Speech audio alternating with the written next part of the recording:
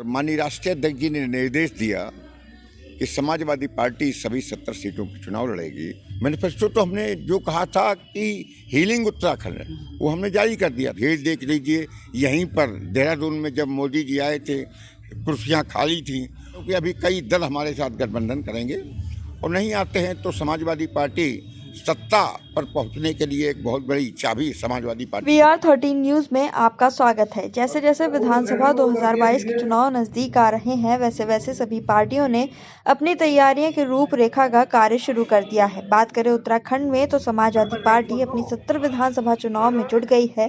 राष्ट्रीय नेताओं का उत्तराखंड दौरा भी हुआ। विधानसभा चुनाव की तैयारी को लेकर खास बात की उत्तराखंड समाजवादी पार्टी के प्रदेश अध्यक्ष सत्यनारायण सचान से हमारे संवाददाता विजय खंडूजा ने। विधानसभा चुनाव नजदीक है, समाजवादी पार्टी की क्या तैयारी है, कितनी सीटों पे चुनाव की लड़ने जा रही है? देखिए, समाजवादी पार्टी की तैयारियां जुलाई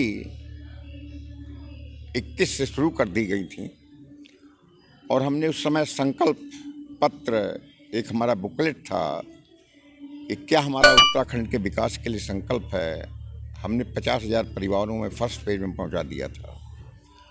उसके बाद हमारी 3 प्रदेश कार्य समिति की बैठक हुई और माननीय राष्ट्रीय अध्यक्ष जी ने निर्देश दिया कि समाजवादी पार्टी सभी 70 सीटों पर चुनाव लड़ेगी और अगर कोई समान विचारधारा वाले दल हैं उनसे हम गठबंधन कर सकते हैं।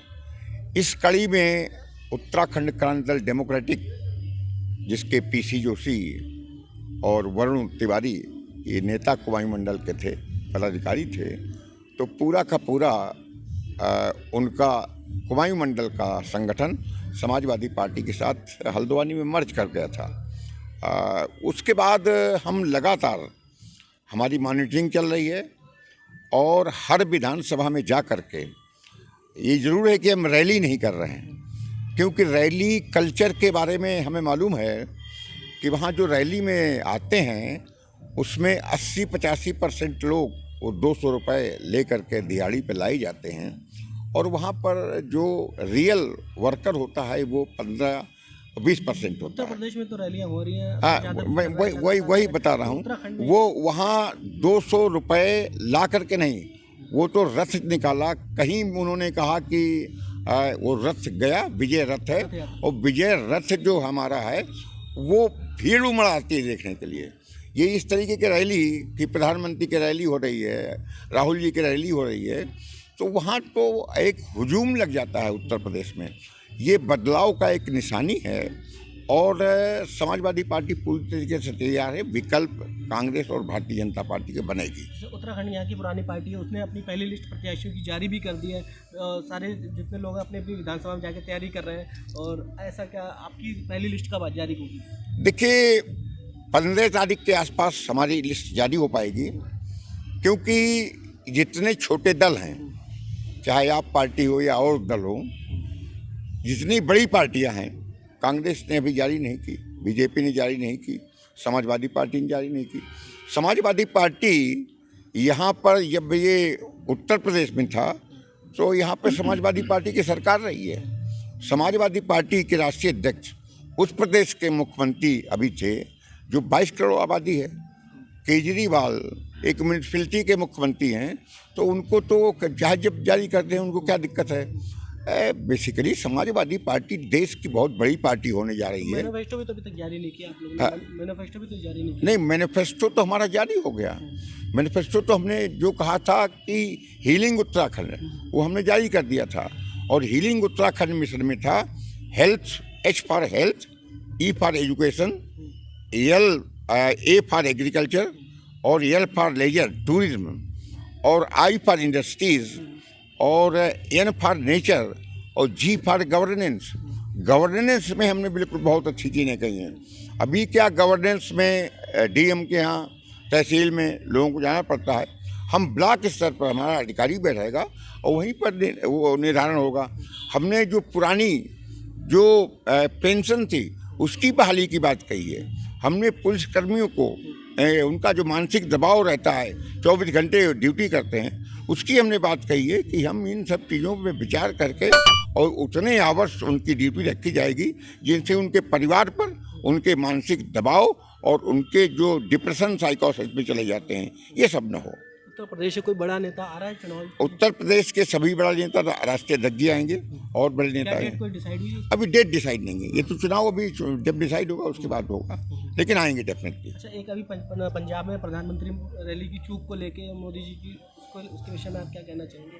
आप देखिए, क्या चूक है या राजनीति है? ये बेसिकली इसको इंटेलिजेंस का फेल्योर और गृह मंत्री अमित शाह का फेल्योर अगर कोई और होता तो प्रधानमंत्री कहते कि गृह मंत्री का इस्तीफा होना चाहिए। पुलवामा में आईबी का फेल्योर था, यहाँ पर आईबी का फेल्योर है। अगर देश का प्रधानमंत्री जाता है तो इसका वो एक्चुअली इस इवेंट मैनेजमेंट की तरह इसका लाभ लेना चाहते हैं। मोदी जी कहते हैं कि धन्यवाद मेरी जान बच गई। अरे इतनी 3-3 4-4 उनके घेरे होते हैं सुरक्षा के, कहाँ पर किसने कोई ऐसा वहाँ घटना हुई जिससे लगे कि उनकी जान चली जाएगी। बेसिकली ये चुनाव जो 4 प्रांतों में हो रहे हैं बीजेपी हार रही है। जिस तरीके से पहले पार्लियामेंट के चुनाव के समय कांग्रेस से 70,000 कुर्सी लगी थी, 700 आदमी नहीं था, इस वजह से वो देखिए एक्चुअली क्या है कि वहाँ पूरी तरीके से पूरे देश का इन 4 प्रांतों में जहाँ चुनाव हो रहा है वहाँ पर इनकी भीड़ देख लीजिए।